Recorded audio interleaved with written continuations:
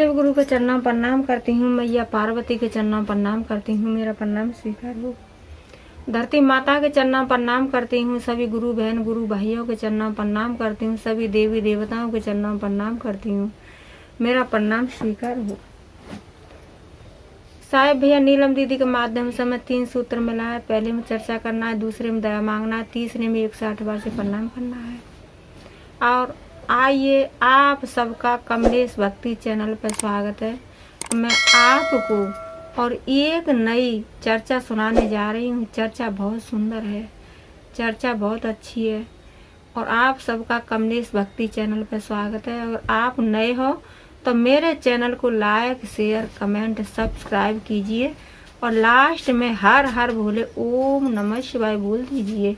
ओम नमः शिवाय बोलने से और घर के कष्ट मुसीबत सब दूर होते हैं। एक गांव था, तो उस गांव में और एक गरीब पति पत्नी रहते थे।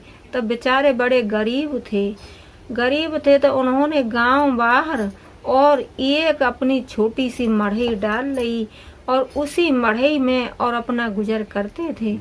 तो उनके पास और जो एक भैंस थी, तो वो क्या करते थे कि उनकी जो पत्नी थी वो अपने शंकर भगवान की, भोले बाबा की प्रिय भक्त थी। और अपने दोनों पति पत्नी उसी भैंस से ही और अपना पेट चलाते थे, गुजर करते थे।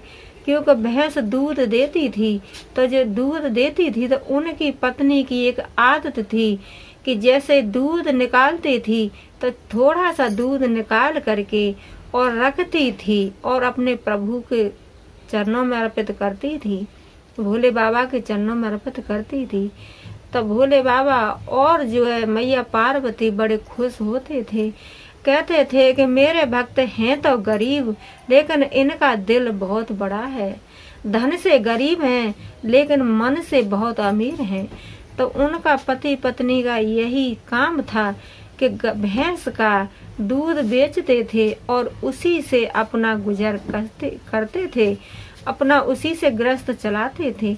धीरे धीरे समय इसी तरीके से चल रहा था कि दूध इधर उधर बाजार में बेच दिया और उसी से अपना राशन पानी सब कुछ उसी से चल रहा था। तो एक दिन मैया पार्वती और शंकर भगवान दोनों आए। प्रभु और मैया पार्वती आई और प्रभु कहने लगे कि भैया तुम ऐसा करो कि तुम इस भैंस को बेच दो और इसको बेच करके और तुम एक छोटा सा चाय का होटल खोल लो और वहीं पे आग जला लेना। क्योंकि ठंड पड़ रही है तो एक चाय का होटल खोल लो और जो है वहीं पे आग जला लेना। तो अपने चाय वाले चाय भी पियेंगे और हाथ सेकने वाले आग पे हाथ भी सेकेंगे बैठ के। तुम इस भैंस को बेच दो और कोई अपना घर का बिजनेस कर लो। तो वो कहने लगे, गरीब भाई कहने लगे कि बाबा आप हमसे क्या शिक्षा दे रहे हो? आप तो हमें भूखा मारने का इरादे कर रहे हो। भूखा मारने के लिए हमें ये शिक्षा दे रहे हो कि इसी से तो हम अपने बच्चों का पेट पाल रहे हैं और इसको ही हम बेच देंगे तो हमारे बच्चे क्या खाएंगे? तो उस दिन और प्रभु इतनी बात बोल करके चले गए। तो जो मजदूर था, तो मजदूर बेचारा गरीब तो था ही, वो तो अपना दूध बेचता था और उसी से अपना बच्चों का गृहस्थ चलाता था।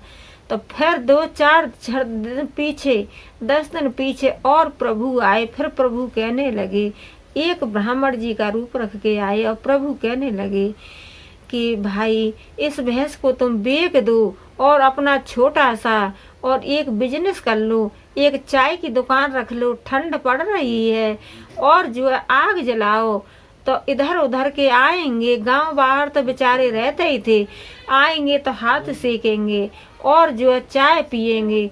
तो इसी तरीका से फिर वो गरीब बेचारे कहने लगे कि ब्राह्मण जी ये तो बात पहले भी एक ब्राह्मण आए थे, वो भी हमसे बोल के गए थे, तो इसी से तो हम अपना बच्चों का पेट पाल रहे हैं, और हम इसको बेच देंगे, भैंस को बेच देंगे तो हमारे बच्चे कैसे पलेंगे। लेकिन जो गरीब था वो बेचारा सोचने लगा कि सब कोई मेरे को ये सलाह दे रहे हैं तो मैं ऐसा ही काम कर लेता हूँ। तो उसने बेचारे ने और भैंस को बेच दिया, और उसने जहाँ पे उसका मड़ई थी तो बेचारा गांव बाहर तो रहता ही था, तो वहीं पे झोंपड़ी थी, तो वहीं पे उसने और जो एक चाय की दुकान खोली और आग जलाता था और जो है चाय बनाता था। तो इधर उधर के रास्तागीर आते थे, गांव वाले भी आते थे, तो चाय भी पीते थे और जो आग में हाथ भी सेकते थे। तो सबका मन बड़ा खुश होता था, बहुत खुश होते थे। जैसे कोई रास्तागीर जा रहा है, ठंड पड़ रही है, तो बेचारे ने जो गरम गरम चाय पी और अपने हाथ सेके। तो बेचारे ने जितना हाथ में पैसा आया इतना ही पैसा गरीब को दे दिया चाय का, कोई भाव ताव नहीं किया। और कोई आया तो उसने भी हाथ से के चाय पी, तो उसने भी जो है कोई भाव ताव नहीं किया और उसे पैसा दे दिया। तो धीरे धीरे धीरे धीरे इसी तरीके से और सारे गांव में और इधर उधर भी ये सब चर्चा फैलने लगी कि वहाँ पर एक कोई बेचारा बहुत अच्छा आदमी है कि वहाँ जाओ तो बेचारा चाय भी पिलाता है, और जो वहाँ पर जाते हैं तो हाथ सेकने के लिए भी मिलते हैं, हर समय आग जला के रखता है और चाय बना करके भी पिलाता है। तो जितना जिसके मन में आता था इतना ही उसको आदमी पैसा भी देता था। और जिसको कोई व्यापारी जा रहा है, कोई बिजनेसमैन जा रहा है रास्ता से, तो सबसे कहता था भाई हाथ सेक लो, इतनी ठंड है, भाई चाय पी लो गरम गरम, भाई हाथ सेको, भाई चाय पियो। तो कोई भी रुक जाता था। कोई व्यापारी जा रहा है, कोई अनाज बेचने के लिए, धान गेहूँ बेचने के लिए, तो उसने एक बोरा पलट दिया। कोई और सब्जी वाला जा रहा है तो एक बोरा उसने पलट दिया। तो इसी तरीके से और धीरे धीरे धीरे धीरे बेचारा गरीब था, खूब अपना जो है अच्छा होने लगा, आगे बढ़ने लगा। और उसकी जो कोई भी आता था तो कोई चाय का भाव था कुछ भी नहीं, और सब कोई जैसा जिसके हाथ में पैसा आया और दे दिया। अनाज गेहूं धान गेहूं जो भी है सब उसके पास में जो दे करके जा रहे थे, सब राशन भी दे के जा रहे थे और जो साग सब्जी भी दे के जा रहे थे।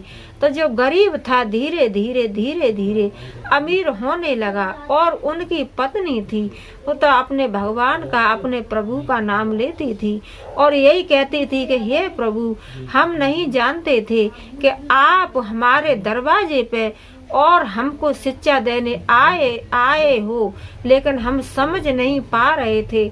प्रभु जैसे आपने हमें रास्ता बताई उसी रास्ता पे आज हम दोनों पति पत्नी चले, आपकी बताई हुई रास्ता पे।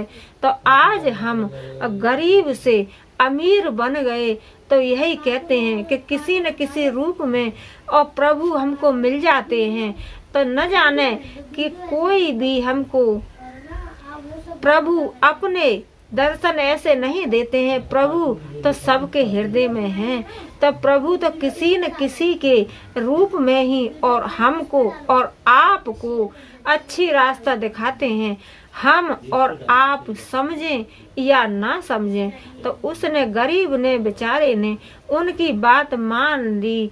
तो बेचारा गरीब से अमीर हो गया। अब तो रास्तागीर आते थे तो बेचारे कोई भी चीज का उसके पास कमी नहीं रहा और गरीब से अमीर बन गया। तो प्रभु के अंदर तो इतनी बड़ी शक्ति है कि हे प्रभु, जैसे आपने उस गरीब को रास्ता बताई और गरीब को अमीर किया, ऐसे ही सभी भक्तों को अमीर कर देना। हे प्रभु, सबको अच्छी रास्ता बताना और सबको अपने दर्शन देना। हे भोले बाबा, आपके अंदर तो इतनी बड़ी शक्ति है। बोलो मैया पार्वती की जय, बोलो सच्चे दरबार की।